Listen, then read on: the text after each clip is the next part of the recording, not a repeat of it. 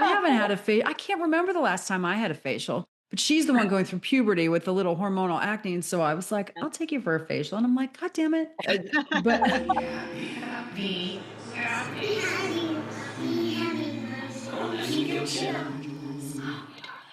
welcome back, Mama fans.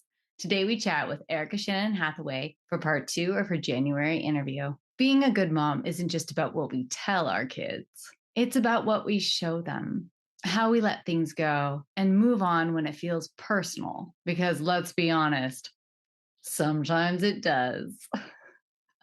In today's episode with Erika, we're talking about auditions, rejection, grit, and when our kids are watching us the closest, especially when things don't go our way. From dance callbacks and failed exams to third grade memories, this conversation gets real about resilience, creativity, and learning how to walk the walk. If you've ever been told no or felt overlooked, or how to teach your kids to stay brave in a world that judges loudly, this one's for you. We're grateful to have Erika Shannon Hathaway with us again for part 2. Let's dive in. You want to be a good mom, you want to be a good parent, you partially want to like walk the walk of, example, not just like saying like, no, go do it, especially in the moments when it's hard, especially in the moments where you receive the rejection and they watch how you handle that as well. Mm-hmm. Because she got her rejection last night. Mm-hmm. And she was like, it's okay. She said, I was really excited that I got a call back. It doesn't feel good to not get it. She was like, but I really want to do A, B, C, and D. So this lets me do that. And I was like, yeah. Brilliant. Okay. And I was like, it's okay to feel upset. It's okay to feel bruised about it, but it's not personal, But we all know it feels personal, right? We all know it does. It's so hard. I know. We put our bodies and our faces and our words and our creativity out there for people to review and judge and comment on with abandon. Mm-hmm. I try to talk to my girls all the time about, because I've been on the other side for so many years, about casting and about how so much of it really doesn't have to do with how talented you are. Mm-mm. There's so many boxes that need to be checked.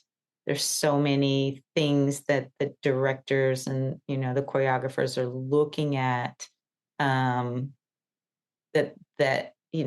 it's the experience of being in the audition that's going to bring you strength. Easier said than done, but I try to show them like, listen, hey, I just had an audition the other day and there was this dancer and this one and this one and this one. I chose this one because blah, blah, blah, so that they like, she just auditioned for SAB. She didn't get in. She auditioned for Austin Ballet. She got in. But she was okay. Like, she was like, Mom, did you get the email? And I was like, yeah, I got the email. She's like, did I get in or did I not get in? She's like, I'm okay with it. Just tell me. And I was like, you didn't get in. She was like, oh, bummer. Okay. Like. So resilient. Yeah, they are. They are. Do you remember? I was the only one of my friends that didn't get into SAB when I was a kid. We would take a bus from Pittsburgh to New York City and we would audition for SAB. And there was one year that all 3 of my friends got in and I didn't. I did get into Joffrey and my mom didn't let me go because she was like, you're 10 years old. I'm not letting you go and live in New York. But all my friends did. And I was like, I'm the only one that didn't go. Yeah. But did you handle it the same way that like both of your girls are handling it, or did you handle it differently? I don't remember. Yeah. Like, I'm still bitter about third grade production of Really Rosie at my public school. And I auditioned for a week. And that chick next to me, Laura, what was her last name? I can't even remember. I'm still bitter. Third grade, dude. That was my role, Really Rosie. I was Rosie. So I get it. I got snubbed over for a production of Bye Bye Birdie when I was in high school. Yeah. And I got cast in the chorus. Hell no. And I had played Rizzo in Grease the year before. And I was like, I can't believe I didn't get the role of Rosie. Her name was, that character hello, Rosie. yes, of course. And they were like, well, you do all those shows downtown. So, and I was like, well, then I quit. I'm not going to be in the, I tried to stay in the ensemble to be like a team player. And then I was like, fuck this. I'm out of here. In the 80s, we were like cutthroat. If we didn't get the part, fuck what you heard. We are not in it. You will quit. Fuck what you heard. So conscious. We're like, no, be a team player. I used to say that to the boys all the time when they wouldn't play in a baseball game, like on these clubs, and they would sit on the bench. We would come home and I'd be like, it's about the spirit of the team and what you're bringing to the bench. And I think back about that and I'm just like, no, it's not. He wants to play. How you're cheering on the sidelines. Get out of here. That's like what we're trying to teach our kids is like, get in the moment and celebrate the moment and be a team player no matter what. But that's not where we come from. We come from, the role is ours. It's the Rizzo of it all. I'll cut you. Yeah. Forget you. You don't think I'm talented? Go fuck yourself. I'm going to go where I'm appreciated. Thank you and goodbye. And I'm not going to audition my senior year because fuck you. You had your chance. Oh, I held that grudge forever. Yes, you still have the grudge. You're in it right now still. I know. You're working through it. I am. That's why I didn't move back to my old hometown high school district. Fuck them. They don't get to have me. 30 years to get back here because you're so mad. I have an inspiring story. So when I was in, I think 11th or 12th grade, I think I was in my senior year at Alberta Ballet School. So it was quite a serious ballet school. Like we would just do our academics in the morning and we would dance for the rest of the day. And we did the Royal Academy of Dancing exam, which was tough. And I failed. All the other girls in my class passed and I failed. And I remember being so heartbroken. I mean, like just heartbroken. Now, granted, at the time we had two directors. We had our main director, Miss Morgan, who was a lovely ballet teacher, and I owe a lot to her. She gave me a really good port de bras. But then we had Lambros, who was this Greek, I think he was from Cyprus. Anyway, rebellious, more contemporary choreographer, and he used to choreograph on the company a lot. So the school was affiliated with the company. So I walk in and I had to tell my ballet teacher that I failed my exam. And I remember shaking, walking in with my paper. And I knocked on the office door. She opened the door and she saw my face. And she went, oh. And I immediately burst out crying. And she hugged me so hard. In the meantime, while she's hugging me and I'm sobbing, Lambros is sitting back on the couch and he looks at me and he's like, what happened? And my teacher was like, shh. I could tell she was kind of like, shh. Like, don't talk about it. Sign, like trying to sign to him. Like, he was like, right. He was like, oh, wait. Oh, you failed. You failed your exam. You failed your Royal Academy of Dance exam, did you? And I remember I was mortified. I was like, I couldn't believe that he was saying this. And he stood up and he walked over to me and he grabbed my shoulders and he kissed my head. And he said, you know what that means, sweetheart? That means you're going to be a dancer. Oh, I'm going to cry. I know. And he cast me in a really special part that year in his work for our final season. And I ended up getting an apprenticeship with the company and I ended up getting hired by the company. But I'll never forget that story because it makes me cry when I think about it too, because he was just teaching me, it's okay. You failed, but you have grit. And that doesn't mean you're not going to be a dancer. And in fact, you probably will be. And in fact, all of the girls that got that passed, they're not dancing anymore. And look at my career, That's incredible. Oh, I'm crying. Oh, That's great. Yeah. Teachers are so influential, and I just hope that as teachers, we always remember that, because it's so easy to just get exasperated with somebody or to be insensitive. But those stories just make me as a teacher think, like, how can I be more understanding and more nurturing to my students, even in fitness. Yeah. I had a similar experience. I'm sorry, I don't mean to be talking so much, but I had a similar experience recently when I worked with the Boston Conservatory on a show. I partnered with them because I was choreographing a show in Cape Cod. So I partnered with the conservatory. I said, I only want to hire conservatory dancers and or alum. And so I casted them. They came and they did the show. We rehearsed. We did not have much time. We had like one day to rehearse. And it was their job to really be on top of it. Sure enough, show day comes. One of the dancers forgot the choreography at one point. He screwed up a little bit, and then he kept dancing. And he was, and nobody noticed, but he noticed. And afterwards, I found him outside by himself, and he was crying. And so I sat next to him and I said, "Are you okay?" And he said, "I'm so sorry. I screwed up. I should have put more effort into it." I said, "You know what? These are the lessons that help us improve and move forward. You did what you did. Was it disappointing? Yes. However, can you improve? Yes. Now that you know that next time," I said, when I was a dancer, I could practice and practice and practice and practice and practice.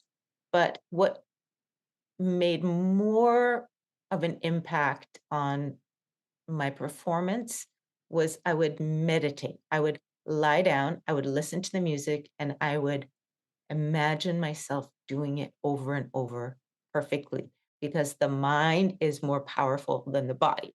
And when you get into a situation where you feel nervous, the body might want to do the choreography, but if the mind starts to like freak out, the body's not going to respond, you know?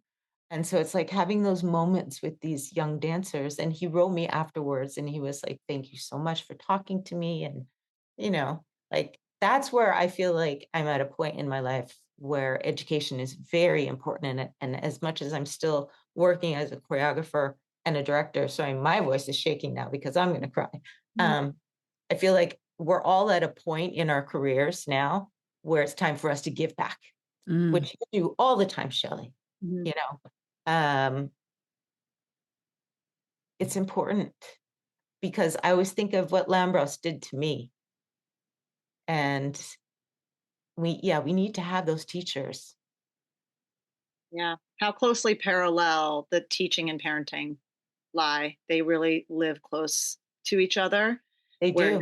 You're in leadership position, and the goal, I think, is to see our students for exactly who they are, not what we think they should be or what they think they should be doing, what they are doing, and see them for exactly who they are. Same thing with our kids. It's like looking at our kids for exactly who they are, not what we think they should be or what they should be doing, but like the resistance is there for a reason, because we want to help them get to wherever they want to get to by seeing them for exactly who they are. That parenting teacher role, I just think, live very close together.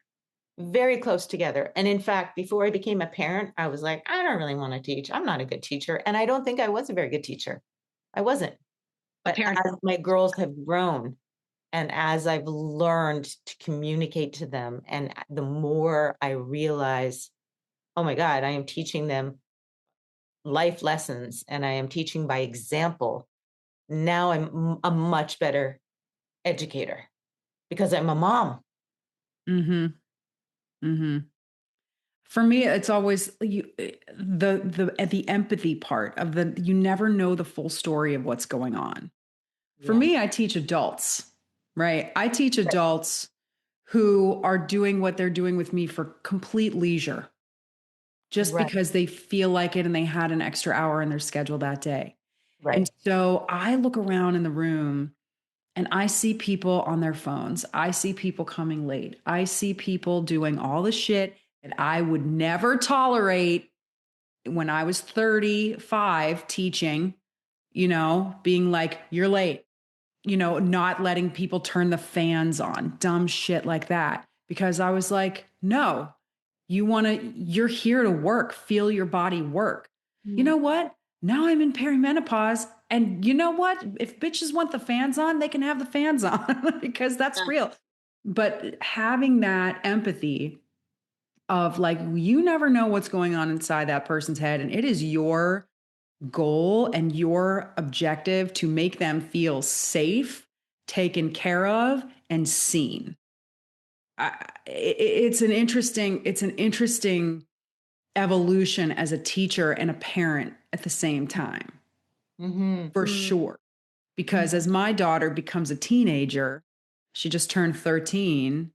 I have to remember that she's a teenager. I have to remember that she's got stuff going on with her body and her hormones and her friend dynamics that she doesn't tell me sometimes.